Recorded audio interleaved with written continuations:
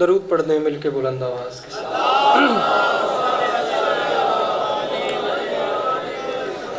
بار دیگر بآواز بلند صلوات۔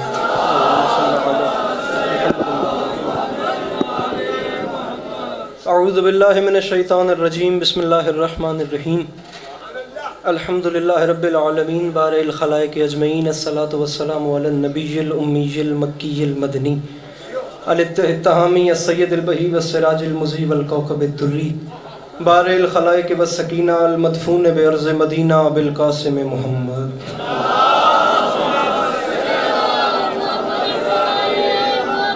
وعلى عطرته الطیبین الطاہرین المعصومین وعلى اصحابہ الذین شابوا الدین، اما بعد فقد قال اللہ تبارک و تعالی فی کلامہ المبین وہو اصدق الصادقین۔ بسم اللہ الرحمن الرحیم، هل اتاک حدیث ضیف ابراہیم المکرمین، بآواز بلند صلوات۔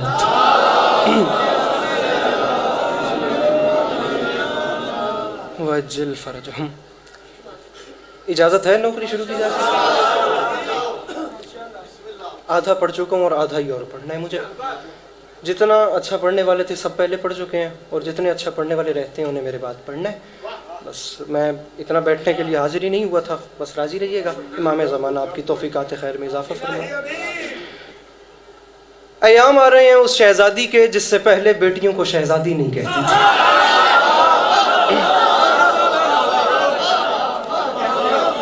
بس بڑے تشریف فرمائیں، اب راضی رہیے گا۔ گزارش میں نے کی ہے، ایام آ رہے ہیں، بخود آدھا پڑھ چکا ہوں اور آدھا ہی مجھے اور پڑھنا ہے، اور رہی برابر بھی اندر نہیں ہے کہ داد لینی ہے اور پھر یہاں پہ کھڑا کر کے جانا ہے، زیادہ پڑھنا ہے، بس یا علی یا علی۔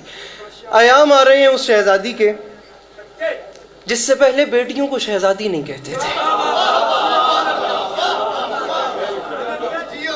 سیالکوٹ جیسا شہر اور یہ ینگ جنریشن اتنی زیادہ میرے سامنے بیٹھی ہے، میرا دل نہیں تسلیم کردا میں کوئی 2-3 سال دے بعد تواڈے وچ آیا تے جھولی چاہ کے منگ رہا، نہیں سمجھنا میں ذاکر ہے، نہیں سمجھنا میں پتر ہے، نہیں سمجھنا مہمان ہے، صرف اتنا سمجھا ہے کہ امام حسین دا زوار ہے۔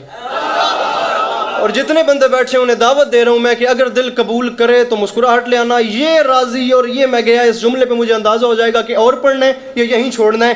گزارش میں نے کی ہے کہ ایام آ رہے ہیں اس شہزادی کے جس سے پہلے بیٹیوں کو شہزادی کہنے کا رواج نہیں تھا، اور اسی کو دیکھتے ہوئے موضوع گفتگو بھی وہی بی بی ہے جس کا نام لبوں پر آتے ہی زبان حیا کی چادر اوڑھ لیتی ہے۔ جو ہاتھ بلند کر سکتا ہے، جسے حسین بادشاہ کی اماں نے ہاتھ دیا ہے، من کے حیدری۔ ایک جملہ مجھے اور پڑھنا ہے، سر بڑی مہربانی۔ جس کا نام لبوں پر آتے ہی زبان حیا کی چادر اوڑھ لیتی ہے۔ بس میں مطمئن ہو گیا۔ قرآن کریم کی، قرآن حکیم کی ایک آیت تلاوت کرنے کا شرف حاصل کیا ہے، اور قرآن کی آیت ہے۔ میرے سامعین، ارباب دانش، ارباب ذوق، ارباب عزا، یاد رکھیے گا قرآن اللہ کا وہ کلام ہے جو کلاموں کا بھی اللہ ہے۔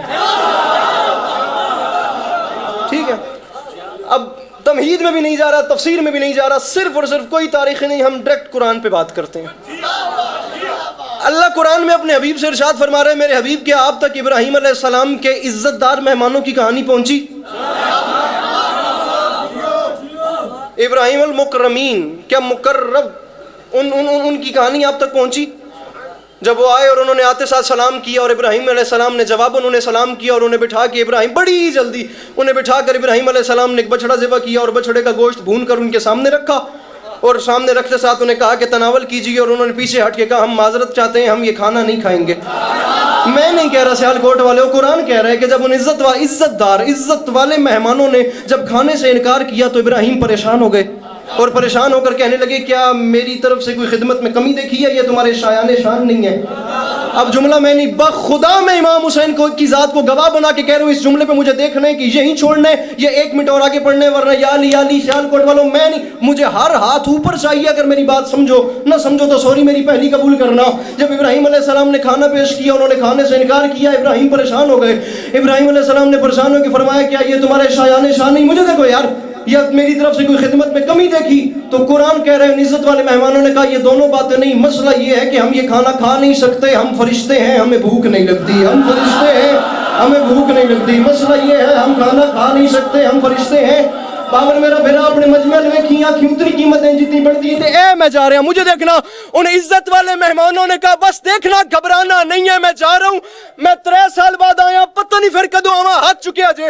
उन इज्जत वाले मेहमानों ने कहा मसला ये है हम फरिश्ते हैं, हमें भूख नहीं लगती, भूख नहीं लगती। इब्राहिम किसी आम नबी का नाम नहीं। अब इंसाफ करके मुझे सियालकोट वाले बताओ, इब्राहिम जैसा नबी बशरी लिबास के अंदर जिब्राइल के नूर को नहीं पहचान सका, तो ये जनाबे मौलाना उनके नूर को क्या पहचानेंगे जिनके दरवाजे पे जिब्राइल लोग।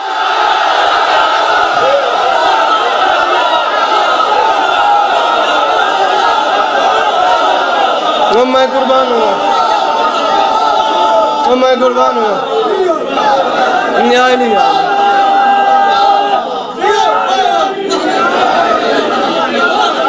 मेरे मोहतरम असद, जब इब्राहिम जैसा नबी